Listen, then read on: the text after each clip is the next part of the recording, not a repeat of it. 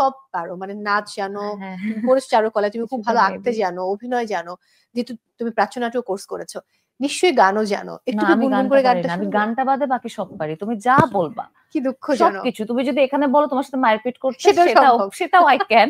শুধুমাত্র গানটা পারি না, যেটা হ্যাঁ, নিয়ে আমার খুব কষ্ট থাকে, তাও মাঝে মাঝে গেয়ে ফেলি। মানুষজন নিতে পারলে পারুক, না পারলে নাই। ওই যে নিজের জন্য না গাওয়া। ওটা সামনে শুনবে দর্শক, যদি এত বাজে কণ্ঠের গানও যদি আমি বলি, যে আমার এত লাভলি কোনো ফ্যানও যদি থেকে থাকে যে কেউ আমার গান শুনতে চায়, এই সামনেই সামনে তো মে মাস, রাইট? হ্যাঁ, মের 8 তারিখে হুম আমরা হুম হুম। এখনো ইয়েটা বলছি না, ওটা কি বলে, কোন প্ল্যাটফর্মে আসবে, একটা ওটিটি প্ল্যাটফর্মে একটা নতুন গল্প নিয়ে আসছি। ওয়াও। So, একটা সিরিজ, এবং বলতে গেলে হ্যাঁ এটা আমার প্রথম সিরিজ হবে।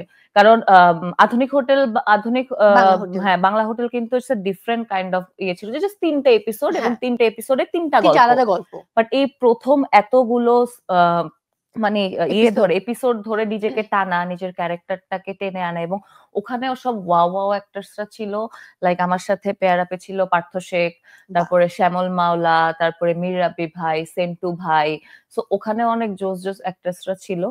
সো ওইটা বলবো যে ওইটা এত মজার একটা স্টোরি আসতে যাচ্ছে, এবং আরো সবচেয়ে মেইনলি যে ক্যারেক্টারটা, আমি না গল্প এই প্রথম জীবনে কোনো কাজের গল্প না শুনে আমি হ্যাঁ বলছি, যে আমি ওয়াও। কাজটা করতে চাই। কেন? বাট করতে গিয়ে মনে হচ্ছে যে this is a very good decision. হ্যাঁ, এবং কারণ কি, ক্যারেক্টারের নামটা গোলাপি আমাকে না ওয়াও। এত টানছে, লাইক গোলাপি এখন কোথায়। গোলাপি এখন এবং ট্রেনে।